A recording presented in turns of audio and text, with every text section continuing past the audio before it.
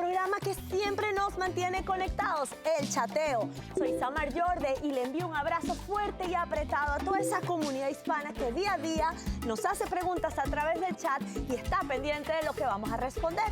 Estoy acompañada de un grupo de súper especialistas que van a dedicar su conocimiento y experiencia a aclarar todas las dudas, toda la incertidumbre que pasa por esas cabezas. Y comenzamos el show con esta pregunta.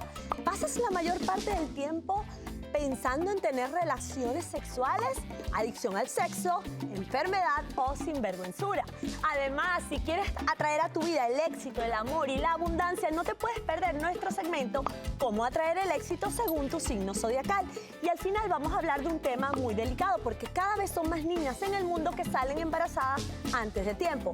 Embarazo precoz, mujeres antes de tiempo. Todo eso y mucho más aquí en El Chateo después de este clip.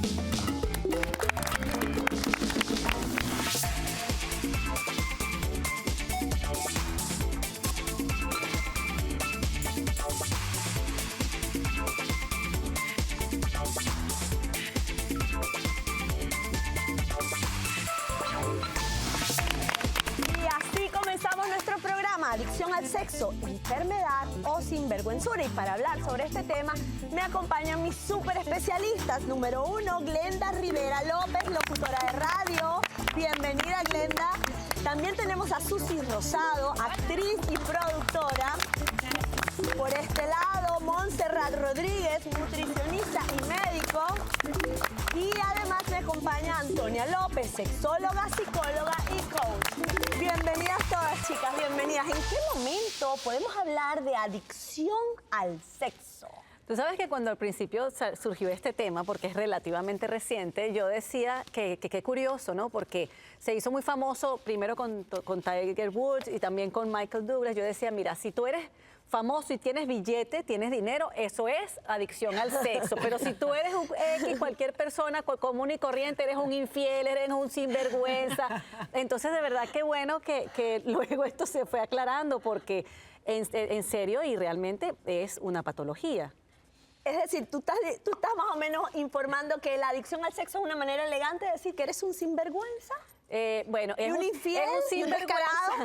Es un sinvergüenza. No, mentira. Es una persona que tiene una compulsión, es una adicción, pero es una actividad compulsiva concentrada en la esfera de la satisfacción sexual y obviamente usualmente le trae problemas. Y una persona que padece de esto, cuando lo padece y intenta hacer una familia, una vida en pareja y en familia sin saberlo y sin asumirlo, entonces puede ser tomado como un sinvergüenza. Una pregunta que me llegó al chat, ¿qué cantidad de sexo es normal? Porque primero hay que partir de lo que es normal para poder entender lo anormal. A ver, ¿quién me responde eso? La sexóloga. La sexóloga.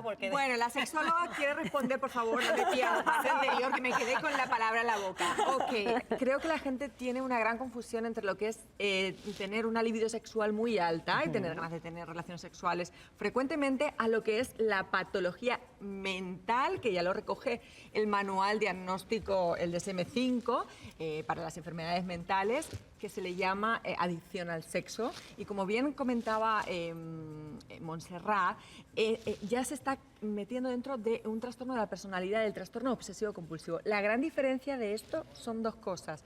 La persona que tiene la libido sexual alta disfruta de sus relaciones sexuales, puede tener mayor frecuencia, pero la persona que es adicto al sexo con enfermedad mental diagnosticada es una persona que no puede desarrollar su vida de manera habitual, que utiliza el sexo como vía de escape para situaciones depresivas o situaciones ansiosas.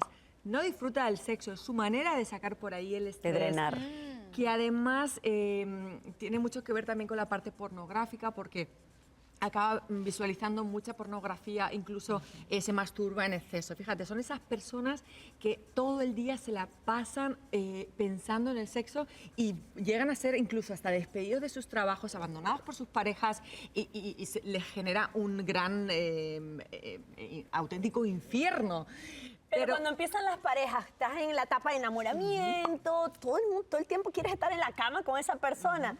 ¿dónde fijar el límite? ¿Hasta dónde es normal y cuándo empieza la Cuando patología? no te interfiere en tu vida En tu vida cotidiana, normal. que tiene que, me Importante, refiero sí. en el trabajo, en tu día a día, en poder ir a cenar con unas amistades, simplemente estás teniendo una vida sexual bonita, satisfactoria, la estás disfrutando. Cuando te sientes mal, te sientes desdichado, no puedes dejar de pensar en eso y estás totalmente ansioso con esa situación, estamos hablando de adicción al sexo. Mucha gente me llama a la consulta y me dice, creo que soy adicto al sexo, creo que mi pareja es adicta al sexo. Y cuando les investigamos, no es que sean adictos al sexo, no tienen ningún problema, simplemente su testosterona está alta, su libido sexual está alta y están queriendo tener unas relaciones pues, más frecuentes de la De lo que media. la pareja Chicas, quiere. ¿ustedes qué opinan? ¿Esto es más frecuente en hombres o en mujeres? Yo creo, A ver, ay, qué complicado. ¿Qué Porque le dice el olfato? Mi amiga. No yo, mi No, amiga. yo tengo una amiga y esto es real. Mira, ella se hizo una histerectomía, si estoy correcta en el la término. palabra, y no pudo esperar a tener relaciones el tiempo que el doctor le dijo que tenía que esperar. Y tenía todavía los clips, esos que le ponen por dentro, y se fue con este muchacho que acaba de conocer, y sangre por todas Ay, partes, Dios mío. tanto Wow. en el miembro del caballero como ella. Y fue que uno de esos clips se le enterró a él. Ay, Dios mío. Ay, no se Ay, pudo eso aguantar. no se pudo aguantar. No se pudo aguantar. La promiscuidad, son personas que Claro. necesitan tener sexo constantemente Con todo y el que buscan tiempo. cualquier persona extraña en la calle y de ahí las enfermedades de transmisión Exacto. sexual. en Me muchas viene una ocasiones. pregunta en la cabeza. Entonces, los adictos al sexo no se quedan con su pareja.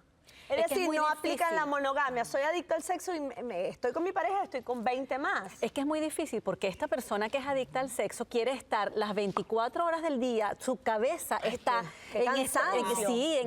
en esta actitud compulsiva. Y entonces, ¿quién puede seguirle el paso? A lo mejor otra persona que sufra de lo mismo. Fíjate, además, no solamente eso, sino que en el momento de la intimidad no están teniendo una intimidad placentera Plena. y satisfactoria. Simplemente se convierte en un acto muy mecánico, muy animal, donde simplemente lo que quiere es sacar por ahí ese estrés.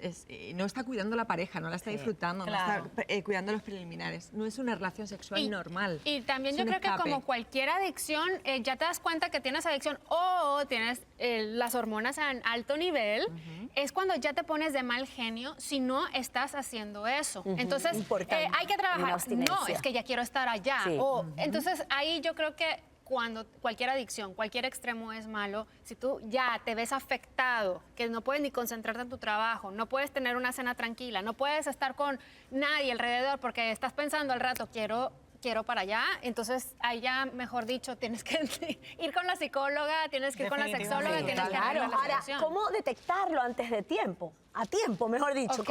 ¿Cómo es el perfil de una persona que se adicta al sexo? Yo diría que para el público en general es ausencias. Cuando alguien se te va y se te escapa y está en el trabajo y no está en su oficina y no está ahí, debería estar, o está en el baño o está en su carro, ya eso es un Está signo de faltando alarma. a citas, a reuniones, se está escapando en la madrugada de su casa. Otra Pero cosa. puede ser una infidelidad, no tiene por qué ser es adicción al la sexo. frecuencia te dice, ok, es una infidelidad desde el punto de vista estricto de la definición de la palabra, pero lo que lo mueve es un acto compulsivo que no se puede dominar. Constantemente, claro. Estas personas no tienen relaciones sexuales una vez, 2, 3 veces a la semana No. o 4. ¿Qué es lo normal? Estas personas pueden estar teniendo relaciones sexuales 3 y 4 veces y 5 al día.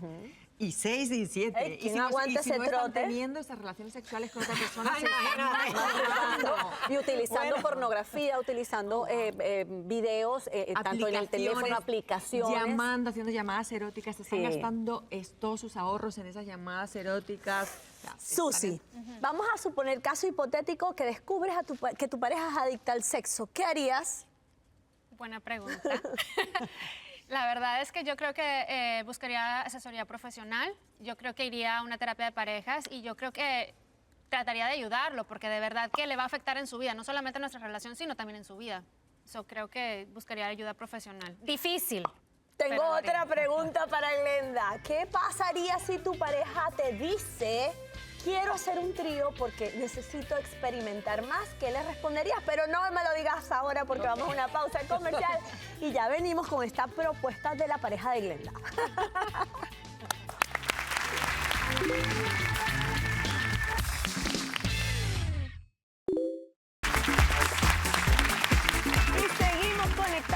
aquí en el chateo con este controversial tema. Glenda, deja una pregunta en el aire. ¿Qué pasaría si tienes una pareja, por supuesto, adicta al sexo, que se aburre de la monotonía y te hace esta pregunta?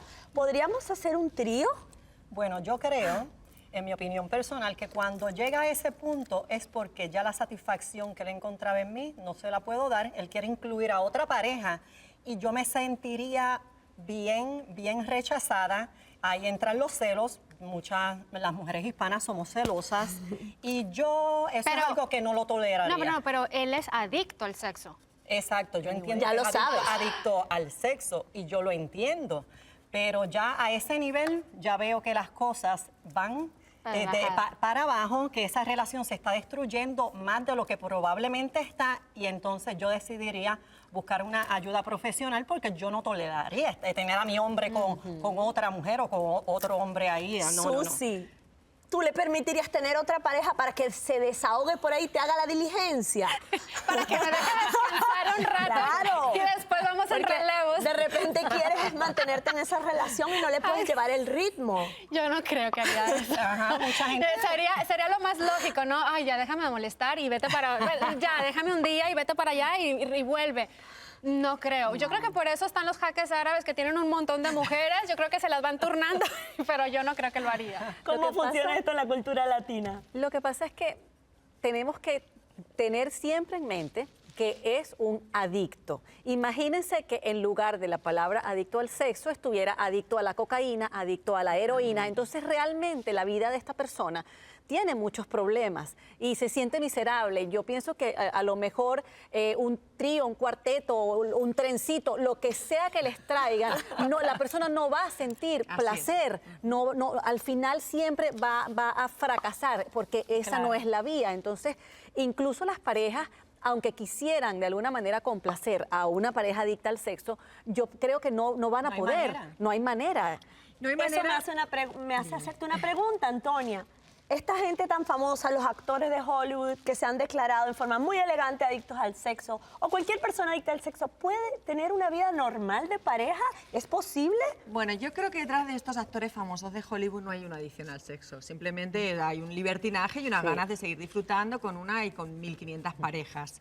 Si tuvieran una adicción al sexo, pues tendrían que ir a terapia y trabajar, como bien decía Montserrat, esta adicción. Y la adicción no solamente se trabaja con la persona que está experimentando ese malestar, sino también con la propia pareja, que tiene que aprender a lidiar con esa adicción de esa pareja y tiene que aprender a estar y saber qué hacer y qué no hacer en determinados momentos. Entonces, si le está pasando, yo creo que la recomendación es vida normal cuando se trabaje en esa adicción, si no, es prácticamente imposible. Y cuando se alcance un nivel de rehabilitación, que al igual que cualquier otra adicción, eso es un problema que no va a desaparecer. Si reaparecen los estímulos, si baja la defensa de esta persona adicta al sexo, cuando digo la defensa es la falta de conciencia de que tiene que estar todo el tiempo sustituyendo esa compulsión por alguna otra actividad constructiva, que es lo que hacen básicamente las terapias de grupo o incluso las medicamentosas. Si esa persona pierde la defensa y se descuida un poco, es como cualquier adicción, va a volver a recaer. Y los ambientes también son importantes, volviendo a los actores. En un ambiente donde la promiscuidad se da mucho más, actores, directores de cine, o este tipo de ambientes, obviamente es más complicado no caer en esa tentación. Entonces, si estás en ese proceso adictivo, quizás separarte por un tiempo o cambiar de ambiente te puede ayudar a enfrentar esta situación de manera más exitosa. Ahora, pero tú antes de casarte tienes que saber si tu pareja es adicta al sexo. Claro, pero bueno, créeme que lo ese sabes. tema, Exacto. pero ese tema ya es un poco más denso, porque la gente, hay veces que se casa y dice, es que yo no sabía que era ebrio, yo no sabía que se drogaba, yo no sabía, porque entran en el, como me decía mi mamá, tú tienes que conocer a la persona antes de meter las 4 patas, antes de enamorarte, porque enamorado estás ciego y no ves los signos que la gente alrededor sí ve. Totalmente de acuerdo. Por eso pero vuelvo a la fíjate, pregunta inicial, ¿qué es lo normal y qué es lo normal? Porque de repente, como dije, las primeras etapas de cambio, tú quieres estar con tu pareja todo el tiempo en la cama. Entonces te sientes feliz como mujer, deseada, porque el hombre solo tiene ojos para mí y quiere estar conmigo. Entonces hasta lo ven como una bendición al principio. Porque se confunde el amor con el deseo, que son dos cosas diferentes. Son dos cosas diferentes, pero que son necesarias. Que son necesarias, Porque el exacto. amor sin Exactamente. deseo no estaríamos hablando de pareja, estaríamos Claro. hablando de Amistad. amistad Sí, y ahí viene el definitivamente. lío. Ah, ya. Entonces, Correcto. cada etapa del amor de la pareja es diferente, por supuesto, en ese enamoramiento, la libido está más alta, porque tenemos un cóctel hormonal y en nuestra cabeza de un montón de neurotransmisores que estamos generando. Entonces, es importante que hagamos esa diferenciación. Me haces la pregunta que nunca te acabo de contestar.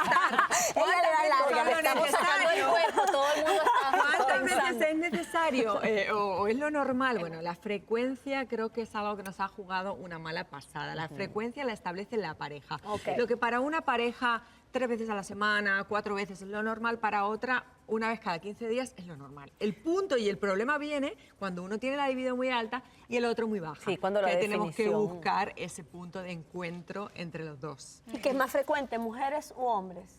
Que son adictos al Adictos sexo. al sexo. Hombres. Siempre son Sí, los hombres más sí. frecuentes. ¿Qué Un pasa? porcentaje. ¿Cómo manejar a una mujer adicta al sexo? ¡Qué duro! Yo creo que los hombres estarían felices.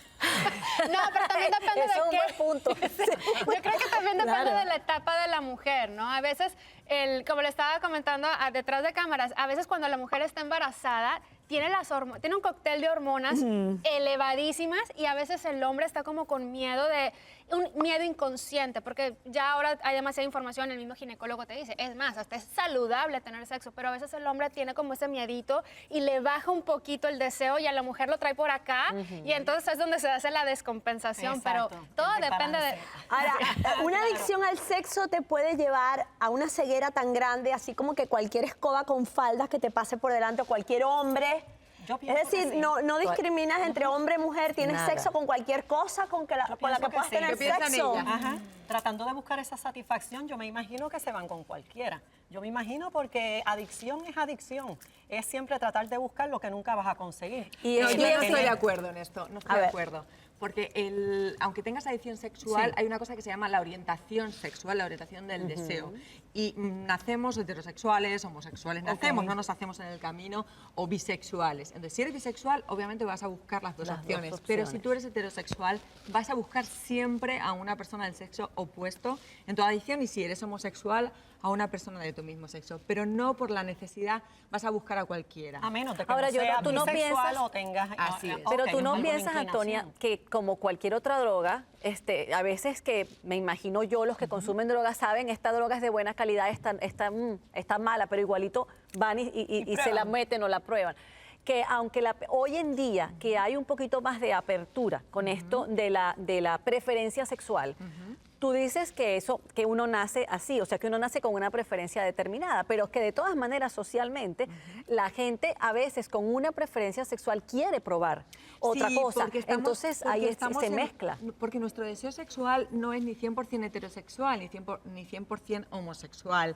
Hay personas que se sitúan en un continuo de 70 heterosexual y 30 homosexual. Existe una posibilidad del 30 de que te encuentres a alguien en el camino. Pero hay personas que están 99 en el heterosexual Ok. y no van a Y no buscar, van a buscar, a una porque persona no es su homosexual. naturaleza. Ahora, Perfecto. ¿hasta Ahora qué sí entendí. punto los medios de comunicación y la industria pornográfica tienen responsabilidad en que existan cada vez más adictos al sexo? Yo diría, Tienes todo a la mano. Yo diría que eso existe desde que los principios de la humanidad. Lo que sí existe ahora, hoy en día, es la disponibilidad. O sea, es Exacto. mucho más fácil que tú en un teléfono hagas un date y consigas un video pornográfico. Antes tú tenías que ir a un Exacto. televisor o a un cine o a un Comprar sitio una revista. específico, comprar una Comprarlo, revista. exacto, Y ya hoy no. en día no. Ahora, y yo quería preguntarles ya a profesional psicólogo, yo lo que siempre he visto es cuando hay una adicción es porque hay un vacío muy grande emocional. Y detrás, hasta que no se cure ese vacío emocional, no va a poder la persona parar ese ciclo de adicción. En este caso, una persona adicta al sexo, ¿cuál es la causa probable de vacío que tiene en su vida? Las causas pueden ser muchas, desde problemas parentales, problemas maritales, estrés en el Abuso trabajo, durante. abusos, etcétera. Todo, como bien tú dices, cuando hay un vacío emocional puede interferir en que la persona no se esté sintiendo bien y ese estrés, esa angustia, la saque a través del sexo. Bueno, chicas, se acabó esta parte del programa y lo único que podemos recomendar es que si usted sospecha que su pareja es adicta al sexo, busque ayuda profesional, vaya y visita a Antonia y ella lo va a orientar sobre cómo salir de esa situación. No se pierdan la próxima parte de este programa porque si quieres atraer el éxito, el amor y la prosperidad en tu vida, Astrósofo te va a decir cómo lograrlo. ¡Ya venimos!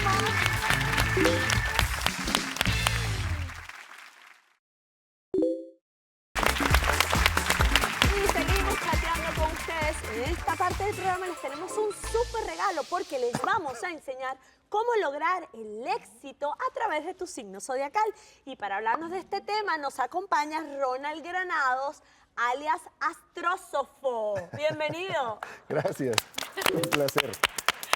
Cuéntame antes que nada, Ronald, ¿por qué eres astrósofo de profesión? ¿Cuál es la diferencia entre un astrólogo y un astrósofo? Porque el astrósofo estudia astrología, filosofía, psicología, mitología y sobre todo la mitología que está muy relacionada a la astrología con un simple propósito de convertir la carta astral en una herramienta de evolución. No algo para ir a chismear o a hacer, pues no algo superficial, sino para ir a entrar a hacernos las preguntas trascendentales en la vida y conseguirles respuestas que tengan sentido común y lógica.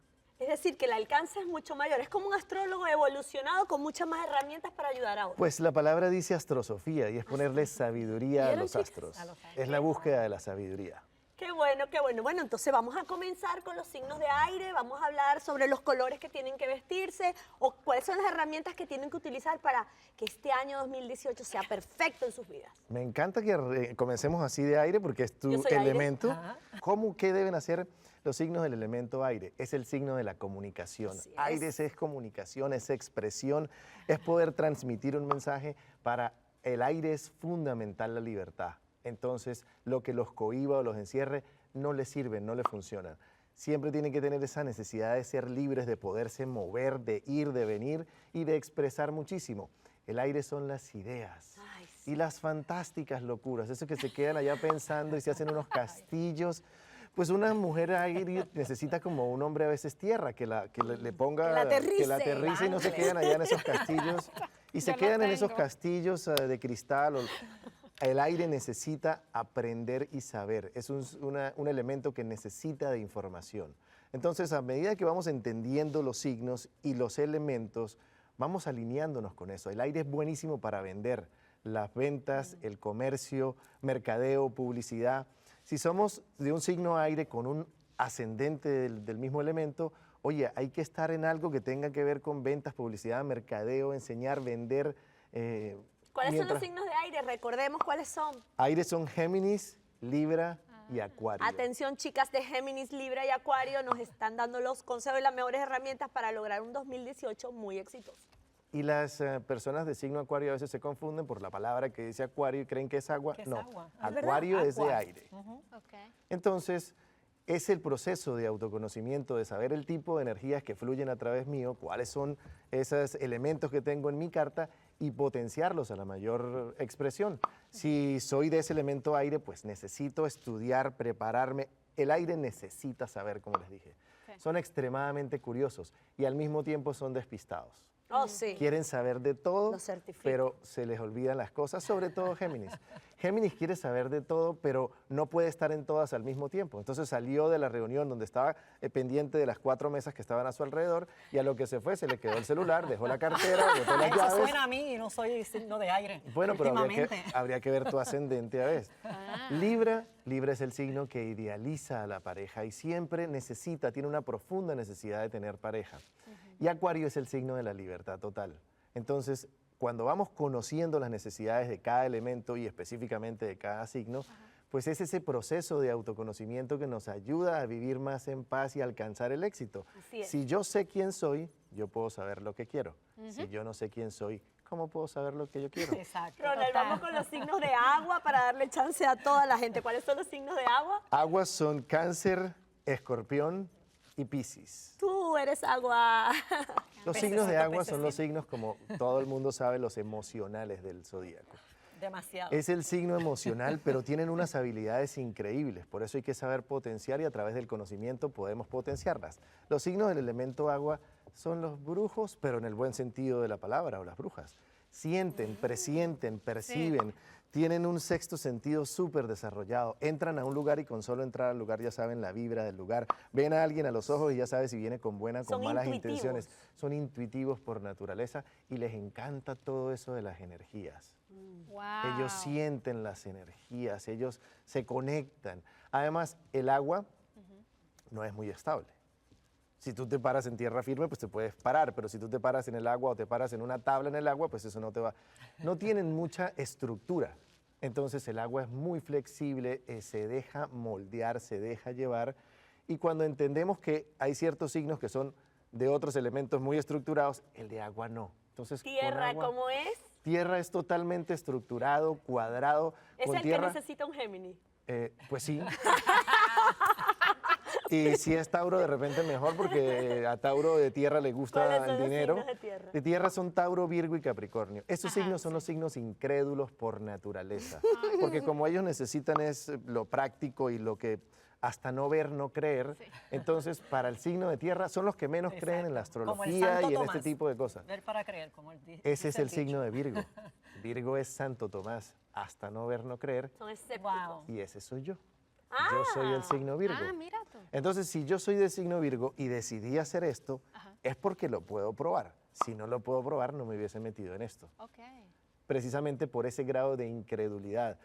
Los signos del elemento tierra necesitan estabilidad económica, necesitan mucha estabilidad de todo sentido. Tauro es un signo extremadamente fiel. Las mujeres tauros y los hombres tauros también son muy fieles. Va a brincar una por ahí, va a decir, ay, el mío no es así. No, dicen que Piscis, dicen Pero que hay los que Piscis ver el somos bien fieles ascendente, hay que también. ver otras cosas en su carta astral para poder, pero generalmente Tauro es un signo muy fiel. Virgo es un signo que busca siempre la perfección.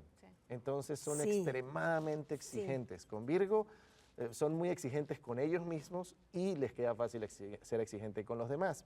Y Capricornio son muy ambiciosos, quieren llegar a la cima de lo que sea. Es un signo muy calculador, no sufre de las emociones y tiene que llegar a la cima.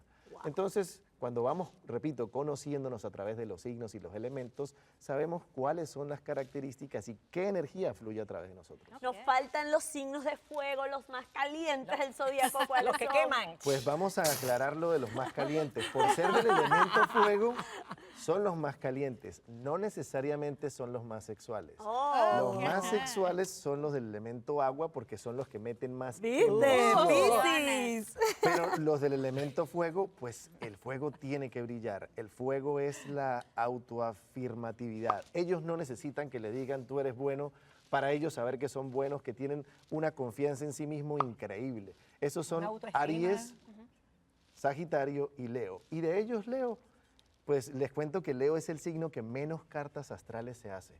¿Por qué? Porque no necesita que nadie le venga a decir lo que él tiene que hacer, porque para eso es Leo, él es el sol, él es el que brilla, él es el que lo sabe todo. Yo Entonces, lo sé Leo todo. No necesito que nadie me diga que soy perfecto. tienen una confianza, pero es Yo una estuve casada confianza. con un Leo 18 años. Oh, wow. Así que yo de Leo sé. Una pregunta. Acabas de decir que los signos agua son muy sentimentales, tienen Correcto.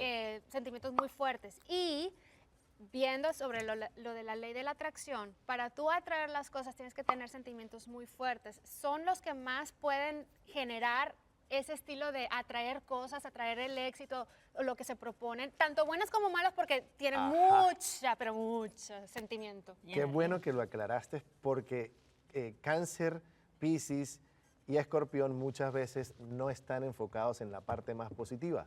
Por eso, esa parte emocional sí atrae, según la ley de atracción, eso atrae.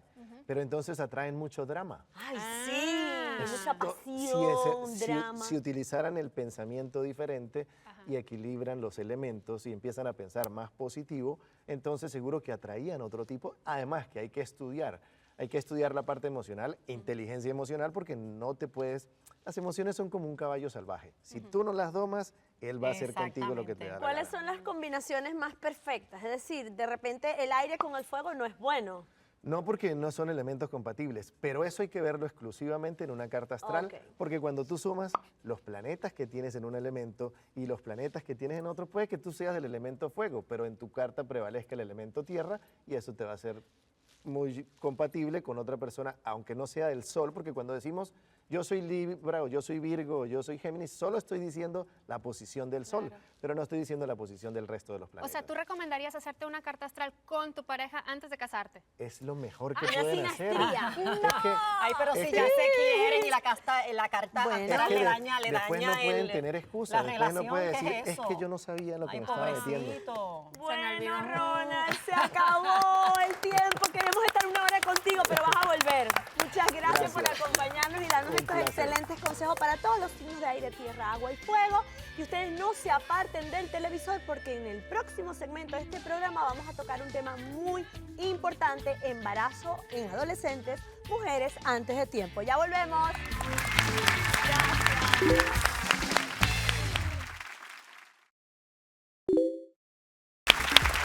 Y seguimos con nuestras especialistas invitadas chateando sobre este tema tan importante: embarazo precoz, mujeres antes de tiempo. Se estima que alrededor de 16 millones de niñas entre los 15 y los 19 años dan a luz cada año en el mundo, y de ellas el 95% proviene de países subdesarrollados. Otra cifra alarmante es que las niñas entre 10 y 14 años que dan a luz tienen 5 veces mayor riesgo de morir que las mujeres adultas. Así que comenzamos preguntando, ¿qué es un embarazo precoz?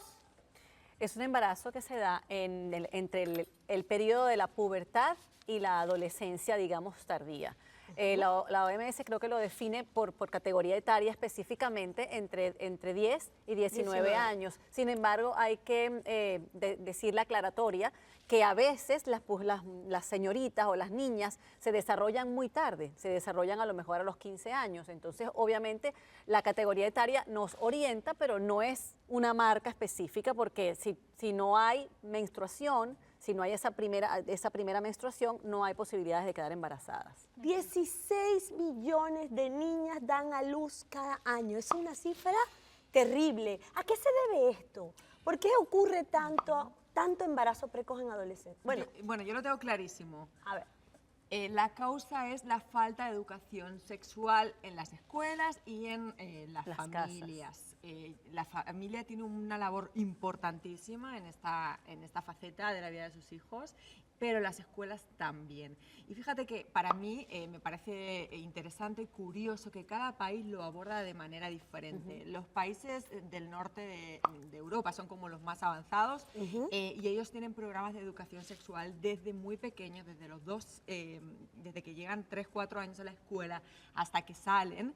Los niños están recibiendo programas de educación sexual. Es que a veces la sexualidad parece que tiene que ver solamente con embarazos y enfermedades de transmisión sexual, y no lo es. Cuando se les educa desde muy pequeños en aspectos como el afecto, la confianza, el saber decir que no, el utilizar determinadas medidas, llegamos a la adolescencia con niños preparados y con la conciencia Exacto. tan normalizada de este tema definitivamente.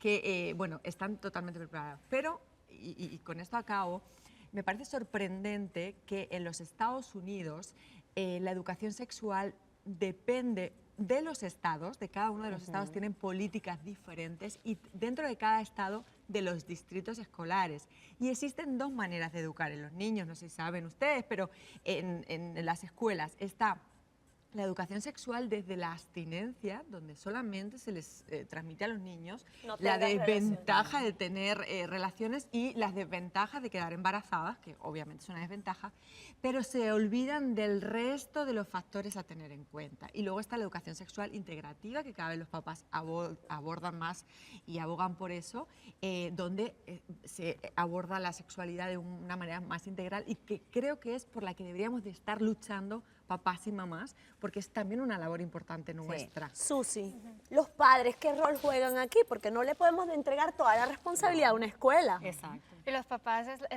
o sea, nosotros Les da tenemos el pena. trabajo más importante en el mundo, y es el ser papás y es el educar la siguiente generación que viene de líderes y la siguiente generación, punto. Y a mí, yo siempre he tenido esta pregunta, como mamá, como persona, como mujer. Desde que yo estaba en la secundaria y empezó esta apertura de educación sexual en el de que no te preocupes, aquí está el condón, no te preocupes, aquí está la caja, no te preocupes, vi una apertura mucho más grande, y también vi un montón de problemas más grandes que antes había. Entonces, mi pregunta es, ¿hasta qué punto vamos a tener un balance entre la abstinencia, el que tengan ya una madurez para decidir, estoy entrando en una responsabilidad, voy a tener sexo y el sexo implica un embarazo o hasta una enfermedad. Claro. Y me tengo que cuidar de cierta manera y tener esa madurez, o el decir, ¿sabes qué? Tienes que tener ¿tienes permiso a esto? O vamos a tener una abstinencia. ¿Y dónde encontrar ese balance? Porque ni una ni la otra está bien. Me explico, ya vivimos en un mundo muy diferente a mi generación.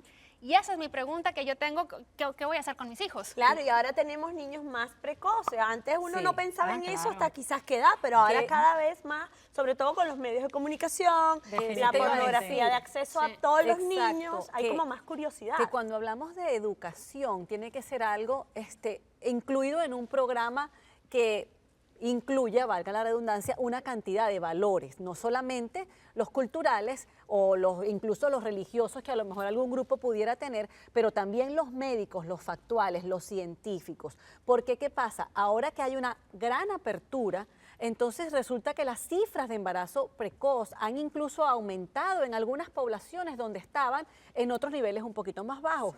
Entonces no es nada más que la información esté, sino que la información sea llevada al niño o al adolescente de la manera correcta y adecuada, porque muchas veces nosotros tenemos lo que a nosotros, o sea, ¿qué le puedo yo dar a mis hijos? Por ejemplo, lo que a mí me enseñaron y lo que complementé a través de o mis estudios o mi experiencia de vida, pero eso a veces no es suficiente. Chicas, ¿a ustedes sus padres le hablaron de educación sexual? A mí No, no. a mí para nada. Te A lo mí digo. no, yo vengo de una familia No. libanesa, Oh, sí, yo no sé de imagínate. dónde vienen ustedes, donde eso nunca se bueno, habló. En Puerto Rico yo vengo de un pueblo pequeño y mi madre al sol de hoy le mencionas la palabra sexo y eso se persigna y empieza y se da con ramas y... Ahora, y Lenda, ahora, ¿cuáles son Yo las lanzo esta pregunta, yo lanzo la pregunta porque a mí me genera bastante curiosidad. Aunque vuestras mamás no os hablaron de sexo y todo era totalmente prohibido y secreto, habéis tenido sexo, o habéis experimentado con la sexualidad y sois mujeres sexualmente activas. Entonces, ¿por qué os digo esto?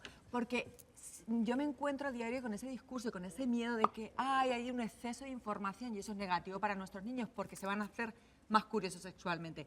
Eso es totalmente falso. Las investigaciones científicas dicen que al contrario, países como os decía, los países nórdicos son los que menos índices de embarazos no deseados tienen porque están haciendo una educación sexual en las escuelas y en las familias de calidad. Activa. Como donde, Exacto. muy bien ha dicho Montserrat, no solamente hablamos de protégete, de enfermedades y de embarazos, hablamos de valores, hablamos de primeras veces, hablamos de saber decir que no, hablamos de comunicación, autoestima. de autoestima, de autoestima. afectos, y todo eso creo que es importante prepararles. Entonces, no tengamos tanto miedo a la información, Exacto. busquemos una información positiva Claro. y tratemos de usarla a nuestro beneficio como padres. de Bueno, esos yo te niños. quiero contar, yo tuve la bendición, mi papá era ginecólogo. Entonces a mí siempre me habló cómo son las cosas. Hey, tú eres una mujer, vas a empezar tu menstruación de tal a tal edad, vas a tener esta responsabilidad. O sea, mi papá me hablaba como doctor todo el tiempo. Entonces, Sin ocultarte nada. sin ocultarme nada. Mi mamá era la que le daba miedo para todo. Entonces, pero cuando yo hablaba con mi papá era muy puntual y él me decía desde, mira, tu mejor época para embarazarte es esta y tu mejor, pero también me hablaba de las responsabilidades. Claro. Y lo que yo sí vi dentro de mi generación fue eso, las personas que entraban en, digamos, un embarazo no deseado, se hacían responsables, que eso es lo que yo quiero ver. Que si tienes un embarazo no deseado, tengas los valores para hacerte cargo de lo que venga. De la consecuencia, volvemos a hablar de las sí, consecuencias. exacto. Nos tenemos que ir a una pausa comercial, pero voy a dejar una pregunta en el aire para Glenda. Glenda, ¿cuáles son las consecuencias de un embarazo precoz? Las consecuencias a nivel físico y psicológico para cualquier persona que pase por este problema. Ya venimos.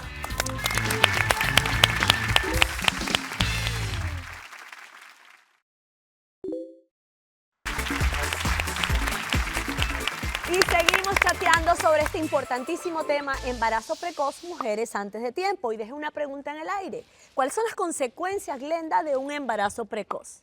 Bueno, la falta de información, como mencionó la doctora, fue el caso de lo que te voy a presentar ahora. Yo salí embarazada a los 17 años y fue muy duro para mí, pues todavía no me había graduado de escuela superior, tuve que terminar por exámenes, tuve el rechazo de mis amigas, de sus parientes también, pues como le mencioné, yo soy de un pueblo pequeño, me afectó psicológicamente a un punto que ni se imaginan. ¿Te deprimiste? Mucha depresión, incluso que después de que tuve al bebé, caí en lo que era el postpartum depression. La depresión. Y yo no sabía lo que me estaba pasando hasta años después, que yo sentía esa necesidad de, me sentía que le iba a hacer daño al bebé. Es una cosa de verdad que todas las madres que tienen hijas hembras y que salen embarazadas a temprana edad tienen que tener mucho cuidado, porque psicológicamente yo me desbalanceé. ¿Y tú recibiste apoyo de tus padres? Y yo no recibí apoyo de ninguno de mis padres. Glenda, Físicamente, cuando te viste con la barriga, yo de verdad esos que cambios. fue muy confuso. Yo no sabía lo que estaba pasando Qué dentro fuerte, de mí, sí, ¿verdad? porque aparte de todo, yo no tuve ninguna orientación sexual. Yo, para mí, pues, salí embarazada. Vine a ver a mi esposo, que es mi esposo, todavía estoy con él, sin ropa, después de casada y embarazada. Porque hacíamos cosas, pero yo no me atrevía ni mirarlo. Yo vengo, te lo digo, esto es campo. Esto es una Entonces cosa fue que una etapa bien fue difícil. muy ¿Y traumática. cómo cambió tu vida? ¿Dejaste de estudiar? Dejé de estudiar y entonces nos encontramos económicamente, no podíamos sostenernos. Mis suegros me ayudaron por un tiempo, pero después de eso, cada cual, yo agarré un curso pequeño, estudié modelaje y cosmetología y unas cosas y masajes. Y empezaste. me fui a trabajar y mi esposo tuvo que entrar en lo que es el militar.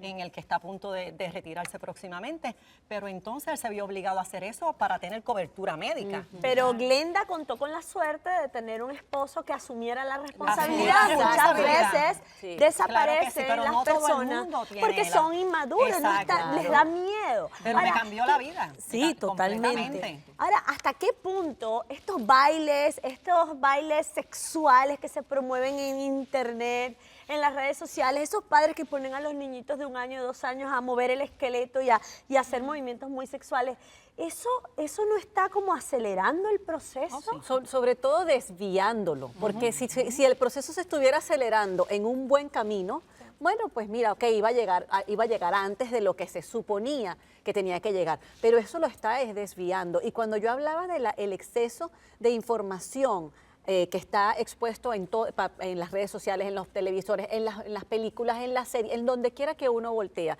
No hablaba, y qué bueno que Antonia lo reforzó, o sea, el exceso de información por sí sola no es, pero esa información deformada, donde no hay nadie que diga, hey, esto no puede ser, o sea, esto tampoco nos va a conducir a una información desde el punto de vista sexual ni de ningún otro tipo, ahí yo creo que es un problema que todos los que tenemos hijos y los que estamos pensando en tener nietos, yo creo que debemos tener los pelos parados. Y además, fíjate, a veces esos papás que abogan por no hablar de sexualidad con los hijos porque van a acelerar el proceso y lo que estamos escuchando constantemente, no se dan cuenta que la curiosidad sexual de estos adolescentes va a llegar y que si no reciben la información, una información que por tu parte tú puedes controlar, ¿qué le dices? ¿Qué no le dices? ¿Cómo le dices? ¿Qué valores quieres transmitir? Si tú eso no se lo das, tus niños, tus niñas van a ir a las redes sociales a buscarlas. Claro. ¿Y qué van a hacer?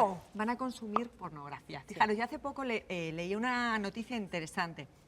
Y es que se está planteando la posibilidad de hacer pornografía educativa, porque nuestros adolescentes van a mirarla y lo que ven no es la realidad de una relación sexual sana, saludable, con una pareja, con valores.